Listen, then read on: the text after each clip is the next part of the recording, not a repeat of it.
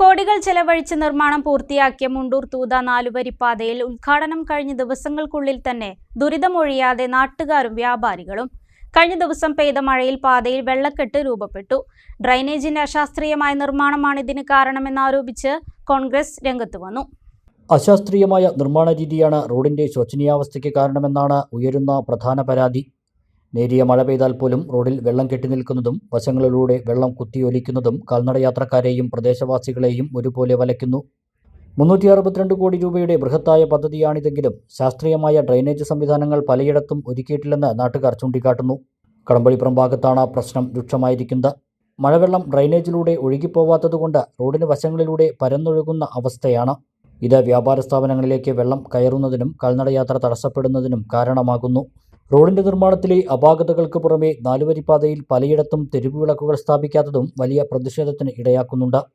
മുഖ്യമന്ത്രി പിണറായി വിജയനും പൊതുമരാമത്ത് വകുപ്പ് മന്ത്രി മുഹമ്മദ് റിയാസും ചേർന്ന് ഓൺലൈൻ വഴി ഒരാഴ്ച മുമ്പാണ് പാതയുടെ ഉദ്ഘാടനം നടത്തിയത്.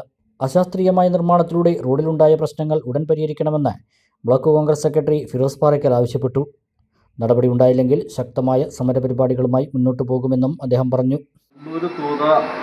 നാലുവരിപ്പാതയുടെ അശാസ്ത്രീയമായ നിർമ്മാണം മൂലം കടമ്പഴിപ്പുറത്തും മറ്റു പ്രദേശങ്ങളിലും വരുന്ന മഴവെള്ളത്തിൻ്റെ കുത്തൊഴുക്ക് റോഡിലൂടെയും ഡ്രെയിനേജിൻ്റെ ക്ലിയറായ വർക്കില്ലാത്ത ഒരു സാഹചര്യമാണ് ഇപ്പോൾ നിലവിലുള്ളത്. റോഡിൻ്റെ ഉദ്ഘാടനം അതിഗംഭീരമായി നടത്തുകയും മുഖ്യമന്ത്രിയും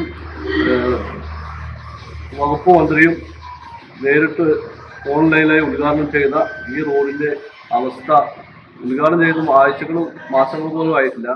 ഇപ്പോഴും പഴയ സ്ഥിതിയിൽ തന്നെ തുടരുകയും ഈ റോഡിൻ്റെ നിർമ്മാണത്തിൽ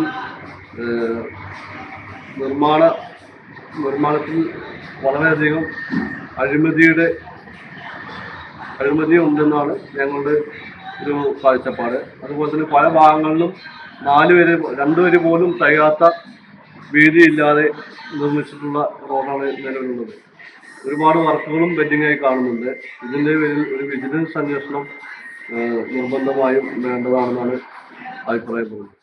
നിർമ്മാണത്തിൽ അപാകതകളുണ്ടോ എന്ന് പരിശോധിക്കണമെന്നും അടിയന്തരമായി ഡ്രെയിനേജ് സംവിധാനവും തെരുവുവിളക്കുകളും ഉറപ്പാക്കണമെന്നുമാണ് നാട്ടുകാരുടെയും ആവശ്യം. Choose it, build it, love it. Coys and Building Materials, Pattambi Road, Cherpalasheri.